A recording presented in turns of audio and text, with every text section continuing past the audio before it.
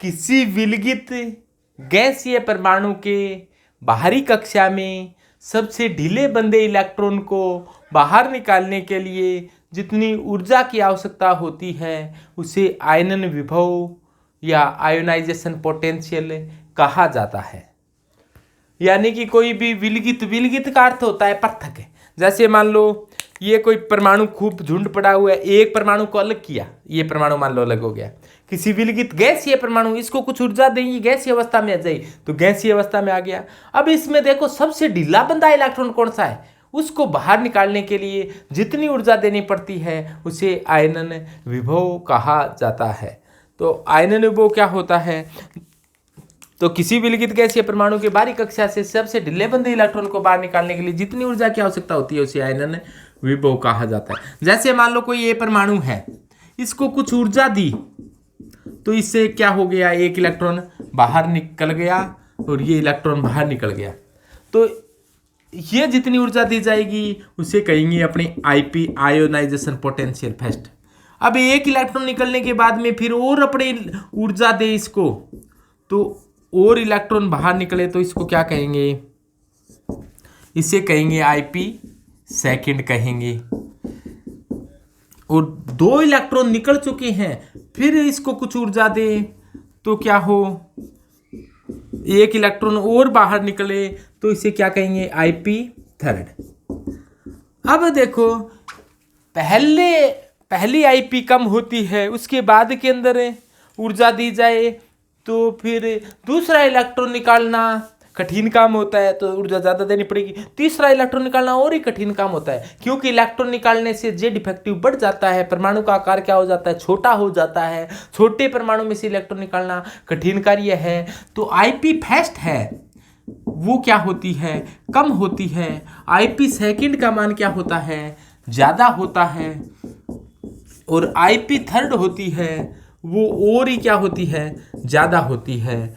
तो आईपी का मान क्या है, लगातार बढ़ता जाता है। यानी कि पहला इलेक्ट्रॉन निकालने के लिए कम ऊर्जा देनी पड़ती है, दूसरा इलेक्ट्रॉन निकालने के लिए थोड़ी और ज़्यादा ऊर्जा देनी पड़ती है, तीसरा इलेक्ट्रॉन निकालेंगे तो और ही ज़्यादा ऊर्जा देनी पड़ेगी। यानी कि जैसे जैसे इलेक्ट्रॉन निकालते जाएंगे वैसे वैसे अपने को ज़्यादा ऊर्जा देनी पड़ती है।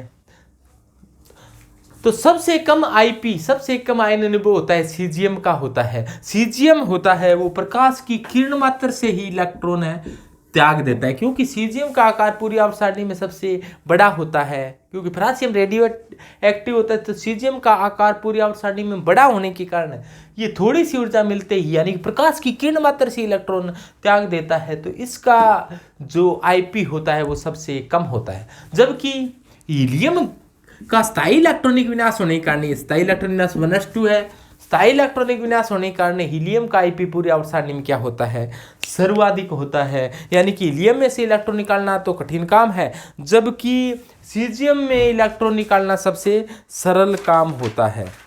तो इसके बाद आता है कि आईपी को प्रभावित करने वाले कारक कौन कौन से हैं। सबसे पहले बात करते हैं मुख्य क्वांटम संख्या की। आईपी को प्रभावित करने वाले कारक, आईपी को प्रभावित करने वाले कारकों की बात की जाए तो सबसे पहला कारक है मुख्य क्वांटम संख्या। मुख्य क्वांटम संख्या, मुख्य क्वांटम संख्या को दर्शाते हैं n से। मुख्य क्वांटम संख्या बताती है कक्षा को। जैसे मान लो एक तो इलेक्ट्रॉन पहली कक्षा से निकालना हो, एक इलेक्ट्रॉन दूसरी कक्षा से निकालना हो, एक इलेक्ट्रॉन तीसरी कक्षा से निकालना हो, एक इलेक्ट्रॉन चौथी कक्षा से निकालना हो। यदि बाहरी चौथी कक्षा से निकालना हो, किसी में 4-5 कक्षाएं है तो बाहरी कक्षा होती है वो तो नाभिक से बहुत ज़्यादा दूर हो जाती है, तो वहाँ से इलेक्ट्रॉन निकालना आसान काम हो जाता है। तो वहाँ पर क्या हो जाता है, आईपी का मान कम हो जाता है। यानी कि नाभिक से दूरी बढ़ जाएगी तो आईपी का मान क्या हो जाता है, कम हो जाता है। तो आईपी होते हैं वो एन के क्या होती है, उल्टी होती है, यानी कि इनवर्सली प्रोपोर्शनल होती है। एन का मान बढ़ेगा तो आईपी का मान क्या हो जाएगा, कम हो जाएगा। एन का मान बढ़ेगा इसका मतलब नाभिक से ज़्यादा दूर होगी और ज़्यादा दूर से इलेक्ट्रॉन निकालना आसान काम है। यानी कि थोड़ी सी ऊर्जा दे देंगे तो इलेक्ट्रॉन बाहर निकल जाएगा, यानी कि Ip का मान क्या हो जाएगा, कम हो जाएगा। यानी कि जैसे जैसे n का मान बढ़ेगा वैसे वैसे Ip का मान क्या होता जाएगा, कम होता जाएगा। यानी कि मुख्य क्वांटम संख्या के Ip का मान है वो इन्वर्सली प्रोपोर्शनल है। दूसरा बात करते हैं अपने जेड इफेक्टिव की किस प्रकार से डिपेंड करता है Ip। जेड इफेक्टिव कहा जाता है प्रभावी नाभिक आवेश को। प्रभावी नाभिक आवेश से नाभिक द्वारा इलेक्ट्रॉनों को कितना का आकर्षित करता है उसे कहा जाता है जेड इफेक्टिव। जैसे दूसरा बात करते हैं जेड इफेक्टिव पर Ip किस प्रकार से डिपेंड करती है, तो Ip समानुपाती होती है जेड इफेक्टिव। जेड इफेक्टिव क्या होता है, नाभिक द्वारा इलेक्ट्रॉनों पर प्रति इलेक्ट्रॉन लगाए गए आकर्षण बल को ही क्या कहा जाता है, जेड इफेक्टिव कहा जाता है। जेड इफेक्टिव यानी कि प्रभावी नाभिकीय आवेश, प्रभावी नाभिकीय आवेश यानी कि इफेक्टिव न्यूक्लियर चार्ज। प्रभावी नाभिकीय आवेश यानी कि इफेक्टिव न्यूक्लियर चार्ज। यदि जेड इफेक्टिव बढ़ गया तो Ip बढ़ गया। जेड इफेक्टिव बढ़ने का मतलब इलेक्ट्रॉनों पर आकर्षण ज़्यादा बढ़ गया, और इलेक्ट्रॉनों पर आकर्षण ज़्यादा बढ़ जाएगा तो इलेक्ट्रॉन को निकालना क्या हो जाएगा, मुश्किल काम हो जाएगा। इलेक्ट्रॉन को निकालने के लिए अपने को अधिक ऊर्जा देनी पड़ेगी, तो Ip का मान क्या हो जाएगा, बढ़ जाएगा। क्योंकि जेड इफेक्टिव बढ़ने से, जेड इफेक्टिव होता है बढ़ने से आकार क्या हो जाता है, छोटा हो जाता है, यानी कि साइज क्या हो जाती है, छोटी हो जाती है। और छोटे परमाणु में से इलेक्ट्रॉन निकालना मुश्किल काम हो जाता है। एक तो बड़ा परमाणु है उसमें इलेक्ट्रॉन निकालना आसान काम है, छोटे परमाणु में से इलेक्ट्रॉन निकालना मुश्किल काम है। तो जेड इफेक्टिव बढ़ने से साइज कम होगी, साइज कम हो गई तो अब इसे इलेक्ट्रॉन निकालना क्या हो गया, कठिन काम हो गया। यानी कि जेड इफेक्टिव और Ip एक दूसरे के समानुपाती है। अपने एक साइज का ही ले लें तो साइज और मुख्य क्वांटम संख्या वैसे एक ही है। n का मान बढ़ेगा तो साइज का मान बढ़ेगा। या फिर मैं अलग से बता दूं आपको कि साइज बढ़ने पर Ip क्या है, Ip समानुपाती क्या होगा, 1/साइज। तो एक छोटा परमाणु है, एक बड़ा परमाणु है, तो बड़े परमाणु का Ip क्या होगा, कम है, और छोटे परमाणु का Ip क्या होगा, अधिक है। यानी छोटे परमाणु से इलेक्ट्रॉन निकालेंगे ज़्यादा ऊर्जा देनी पड़ेगी, बड़े परमाणु में से इलेक्ट्रॉन निकालेंगे तो क्या हो जाएगा, कम ऊर्जा देनी पड़ेगी। तो Ip यानी कि साइज बढ़ेगा तो Ip क्या हो जाएगा, कम हो जाएगा। यानी कि साइज के तो क्या है, ये उल्टा है, साइज बढ़ेगा तो Ip क्या हो जाएगा, कम हो जाएगा। साइज और Ip क्या है, एक दूसरे के इनवर्सली प्रोपोर्शनल है। इसके बाद में आता है अर्धपूरित और पूर्णपूरित कक्षकों का स्थायित्व। अपने जानते हैं कि half filled and full filled orbital are more stable, यानी कि आधे भरे और पूरे भरे हुए कक्षक क्या होते हैं, ज़्यादा स्थायी होते हैं। और ज़्यादा स्थायी इलेक्ट्रॉनिक विन्यास में से इलेक्ट्रॉन निकालना क्या होता है, कठिन कार्य होता है। यानी कि एक तो अपने अस्थायी इलेक्ट्रॉनिक विन्यास में से इलेक्ट्रॉन निकालें और एक अपने स्थायी इलेक्ट्रॉनिक विन्यास में से इलेक्ट्रॉन निकालें। तो स्थायी इलेक्ट्रॉनिक विन्यास में से इलेक्ट्रॉन निकालेंगे तो अपने को क्या करना पड़ेगा, अधिक ऊर्जा देनी पड़ेगी। जबकि अस्थायी इलेक्ट्रॉनिक विन्यास में से इलेक्ट्रॉन निकालेंगे तो क्या होगा, कम ऊर्जा देनी पड़ेगी। तो देखो अर्धपूरित का मतलब है हाफ फील्ड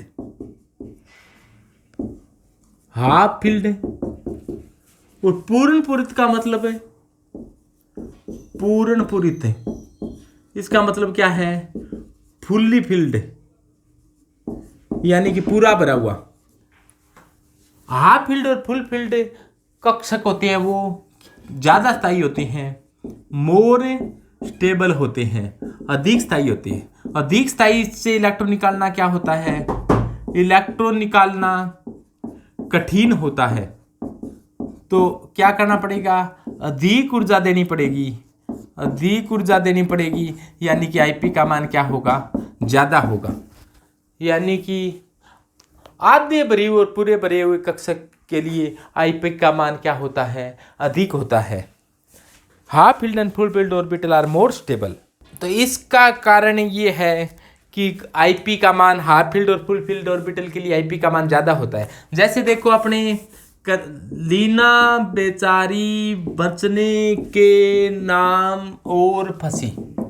अब इसका इलेक्ट्रॉनिक विन्यास होता है वो 1s2 2s2 1 1s2 2s1, इसका 1s2 2s2 और इसका 1s2 2s2 2p1 और इसका क्या होता है 1s2 2s2 2p2, इसका 1s2 2s2 2p3, इसका क्या होता है 1s2 2s2 2p4 और इसका 1s2 2s2 2p5।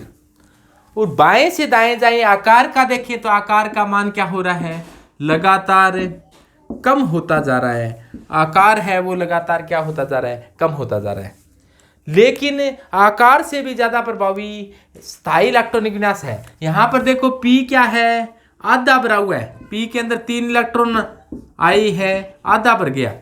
यहां पर S में 2 इलेक्ट्रॉन है तो S पूरा भरा हुआ है।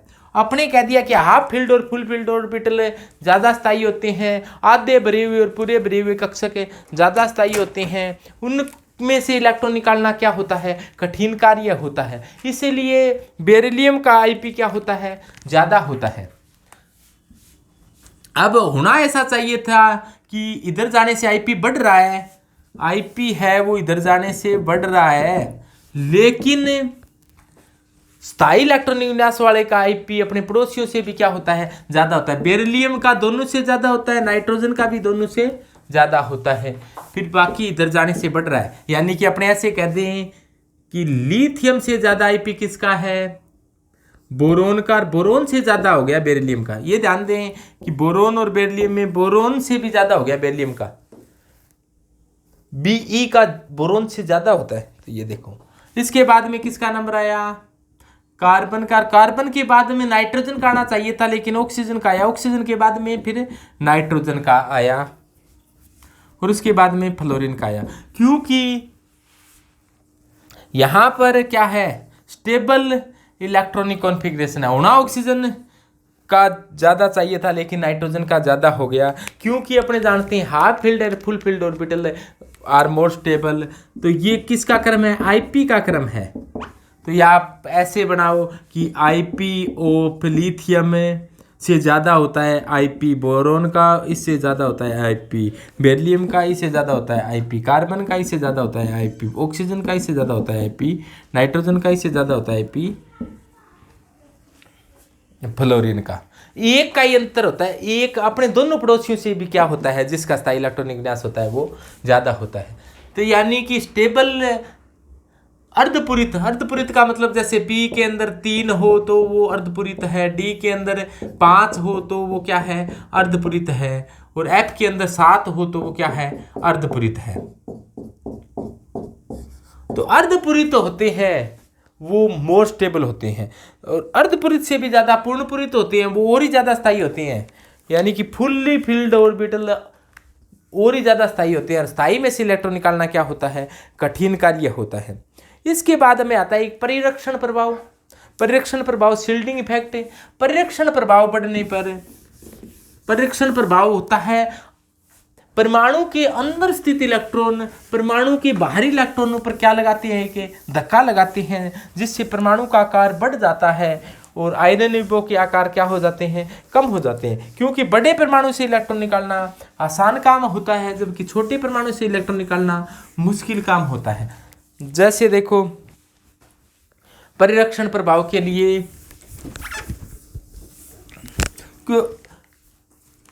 आंतरिक कोश के इलेक्ट्रॉन है, ये मान लो अंदर वाले इलेक्ट्रॉन बाहर वाले इलेक्ट्रॉनों पर क्या लगाते हैं, एक धक्का लगाते हैं, जिससे जो नाभिक था, नाभिक है वो इलेक्ट्रॉन को आकर्षित करा था, लेकिन अंदर वाले इलेक्ट्रॉन इस इलेक्ट्रॉन को क्या कर रही है, धक्का लगा रही है सभी मिलकर। तो सभी इलेक्ट्रॉनों द्वारा इस पर धक्का लगाया गया है, तो क्या हुआ है, जो धक्का लगाने वाले प्रभाव को क्या कहा जाता है, परिरक्षण प्रभाव। यानी कि आंतरिक कोश के इलेक्ट्रॉनों द्वारा बाहरी कोश के इलेक्ट्रॉनों पर एक प्रतिकर्षण बल लगाया जाता है। तो ये जितना ज़्यादा धक्का लगेगा इसको कहा जाता है परिरक्षण प्रभाव। और परिरक्षण प्रभाव है उसको एक परिरक्षण नियतांक सिग्मा द्वारा दर्शाया जाता है। और ये सिग्मा का मान बढ़ जाएगा तो परमाणु का आकार बढ़ जाएगा, और परमाणु का आकार बढ़ जाएगा तो आईपी है वो क्या हो जाएगा, कम हो जाएगा। तो आईपी समानुपाती क्या होता है, 1 परिरक्षण प्रभाव, परिरक्षण प्रभाव यानी कि shielding effect, shielding effect. Shielding effect बढ़ेगा तो आकार बढ़ जाएगा, आकार बढ़ जाएगा तो आईपी क्या हो जाएगा, कम हो जाएगा। यानी कि ये बढ़ेगा तो आकार बढ़ेगा तो आईपी क्या हो जाएगा, कम हो जाएगा। ये बढ़ेगा तो ये कम होगा, यानी कि इनवर्सली प्रोपोर्शनल है। यानी कि शील्डिंग इफेक्ट बढ़ेगा तो साइज बढ़ेगा, साइज बढ़ेगा तो आईपी क्या हो जाएगा, कम हो जाएगा। यानी कि परिरक्षण प्रभाव बढ़ने पर आकार बढ़ जाता है। अब एक होता है भेदन प्रभाव। भेदन प्रभाव क्या होता है, भेदन प्रभाव में ऐसे समझो आप, भेदन प्रभाव बहुत इंपॉर्टेंट होता है कि भेदना किसको, जैसे मान लो कि परमाणु की संरचना के बारे में आप जानते हो कि परमाणु के अंदर एक नाभिक होती है, नाभिक के चारों ओर इलेक्ट्रॉन चक्कर लगा रही है। इसको ऐसे समझो, पहली कक्षा है उसके अंदर एक इलेक्ट्रॉन, पहली कक्षा में एक ही उपकोष होता है। तो जैसे ये मान लो पहली कक्षा है तो इसमें एक ही उपकोष है, इसको मैं कह दूं 1s उपकोष है। दूसरी कक्षा में 2 उपकोष होते हैं, 2s और 2p। तीसरी में 3 होते हैं, 3s 3p और 3d। चौथी में 4 होती हैं, यानी कि 4s 4p 4d और 4f। तो अब देखो पहले में तो 1s ही है, दूसरी में देखो 2 कक्षक हैं, 2s और 2p। अब दोनों में भी 2s अंदर की तरफ होता है, 2p बाहर की तरफ होता है। तो s से इलेक्ट्रॉन निकालना कठिन काम है और p से इलेक्ट्रॉन निकालना आसान काम है, क्योंकि p बाहर की तरफ है। अब तीसरी कक्षा में 3 होती हैं, तो 3 में s अंदर है, फिर बीच में p, बाहर क्या होता है d। इसी प्रकार चौथी कक्षा में 4 है, तो 4 में से s अंदर, p बाहर, d और बाहर, s और बाहर। यानी कि जो ज्यादा अंदर रहता है इसका मतलब उसको भेदना कठिन है। तो s का भेदन प्रभाव सबसे ज्यादा होता है, इसके बाद में p का भेदन प्रभाव होता है, इसके बाद में d का भेदन प्रभाव होता है, इसके बाद में f का भेदन प्रभाव होता है। पेंट्रेशन पावर बोलते हैं इसको, पेंट्रेशन पावर। यानी कि भेदन प्रभाव S का सबसे ज्यादा, उसके बाद में P का, उसके बाद में D का, उसके बाद में F का। यानी S से इलेक्ट्रॉन निकालना कठिन काम है और P से इलेक्ट्रॉन निकालना S की तुलना में तो आसान है, लेकिन D और F की तुलना में कठिन काम है। ये क्रम होता है, इसे क्या कहा जाता है, भेदन प्रभाव कहा जाता है, क्योंकि S कक्षक नाभिक के बहुत ही ज्यादा नजदीक होता है, जबकि F है, F से पता लग जाएगा F है। F का मतलब फार है, फार का मतलब है दूर। F का मतलब फार, फार का मतलब दूर। तो इस प्रकार से आप याद रख सकते हो कि S सबसे नज़दीक है और D है वो सबसे दूर है, भेदन प्रभाव बढ़ जाएगा। या अपने ऐसे कहते हैं द्विघातीय क्वांटम संख्या से रिलेट करते हैं इसको। S के लिए L का मान होता है वो 0 होता है, P के लिए L का मान होता है, S के लिए L का मान 0, P के लिए L का मान 1, D के लिए L का मान 2 और F के लिए L का मान 3। जैसे जैसे L का मान बढ़ेगा तो IP है वो समानुपाती 1/L। L का मान बढ़ेगा तो IP का मान क्या हो जाएगा, कम हो जाएगा। और पेंट्रेशन पावर यानी कि भेदन प्रभाव की बात करें, भेदन प्रभाव L से किस प्रकार से डिपेंड है, L कम है तो भेदन प्रभाव का मान क्या है, ज़्यादा है, तो 1/L है। L कम है तो भेदन प्रभाव क्या है, ज़्यादा है, यानी कम का भाग देंगे तो मान ज़्यादा आएगा। तो भेदन प्रभाव समानुपाती क्या है, 1/L। L को एजीमुथल क्वांटम नंबर या सब्सिडरी क्वांटम नंबर, द्विघातीय क्वांटम संख्या, सेकेंडरी क्वांटम संख्या, कई नाम इनके दिए गए हैं। तो ये तो था